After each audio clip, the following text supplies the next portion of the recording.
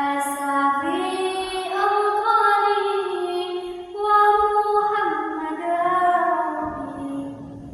Jalan-jalan ke kota Pati, jangan sampai lupa sarapan. Perkenalkan Puput Melati, saya dari Matsaka Sleman.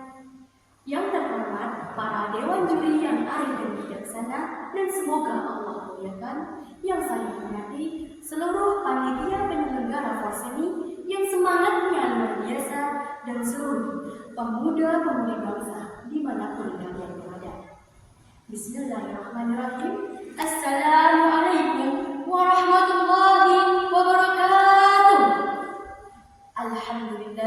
Alhamdulillahirabbil alamin, wassalatu wassalamu ala asyrafil anbiya'i wal mursalin wa ala alihi wa sahbihi ajma'in. Amma ba'du.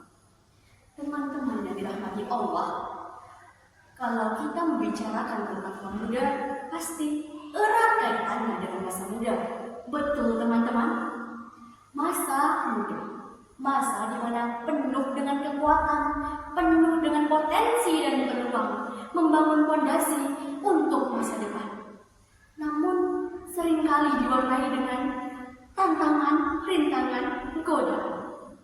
Jika kita membicarakan masa muda dan kesuksesannya, maka baginda Rasul adalah suri tauladan yang sukses memanfaatkan masa mudanya.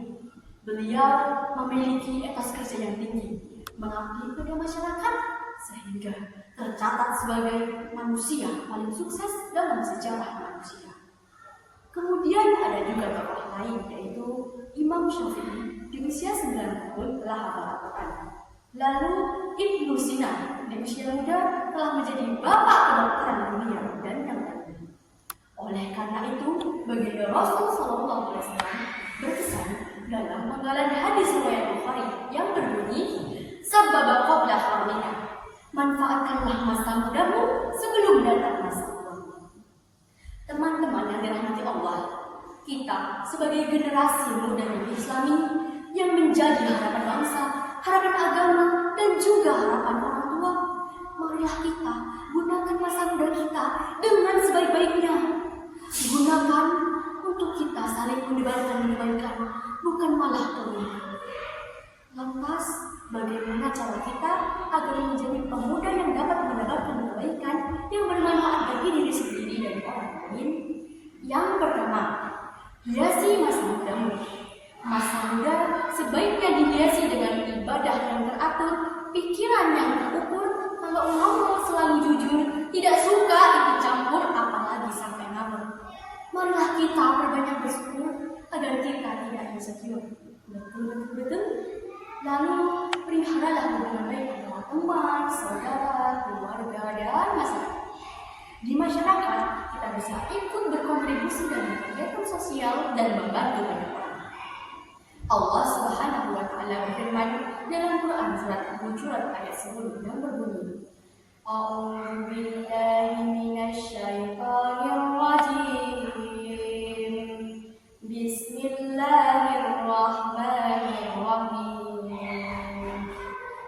Innamal mu'minuna ikhwatun fa'aslihu baina akhawaykum wattaqullaha la'allakum turhamun. Al-ayat surat.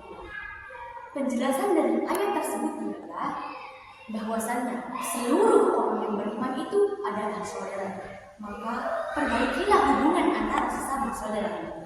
Yang kedua adalah ikuti perkembangan zaman dengan cara Islami.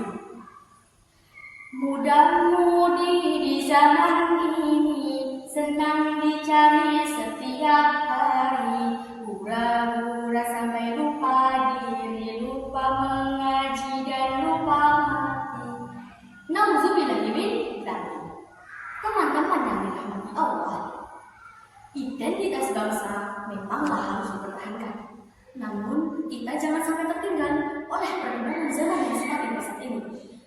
Rasul Subhanahu wa Ta'ala bersabda, didiklah anak-anakmu sesuai dengan zamannya, karena mereka hidup di zamannya, bukan di zamanmu. Hadis riwayat Muslim.